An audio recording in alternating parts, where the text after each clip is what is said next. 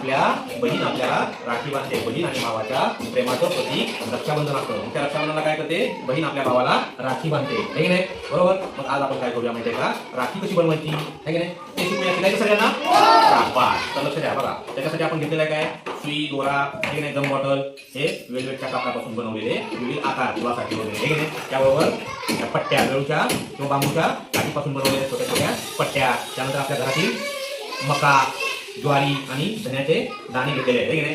आणि यापासून आपण आता राखी बनवायला शिकणार आहोत.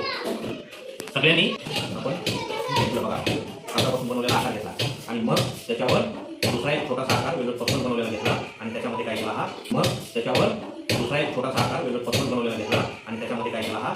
सुई आपल्याला धागा आहे, सुई या ठिकाणी आपण अशी घुसून वरतून काढली, आहे की नाही? बरोबर सुई घुसवायची आणि वरतून काढायची. त्यानंतर परत एकदा सुई इकडनं अशी टाकायची आणि पाठीमागून घ्यायची आणि त्या दोऱ्याचा आकार काय करायचा?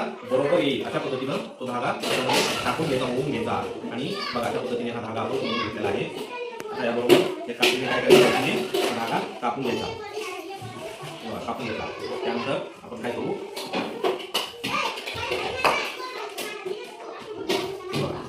थोडासा छोटा छोटा गम लावू.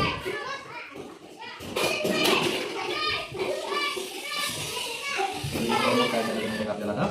हे मक्याचे दाणे आहेत ना, ते आपण चिपकवून घेऊ.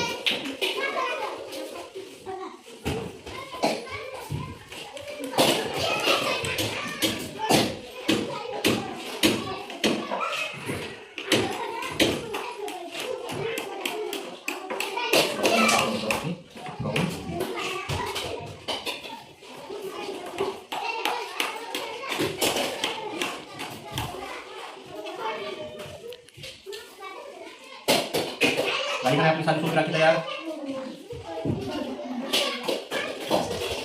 थोडासा गम जास्त लावायचा, आहे की नाही? आणि अशा पद्धतीनं राखी आपण बनवून घ्यायची आणि ती राखी आपण आपल्या भावाला बांधू शकतो. हे थोडंसं सुकलं की राखी एकदम व्यवस्थित छान राखी तयार होईल.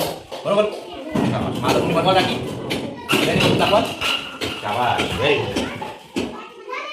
तर आता इथं जे साहित्य आहे त्याच्यापासून आपण काय करू? विविध राख्या बनवू आणि राख्या बनवून त्यानंतर आपण काय करणार आहोत? आपल्या शाळेमध्ये रक्षाबंधन साजरा करूया.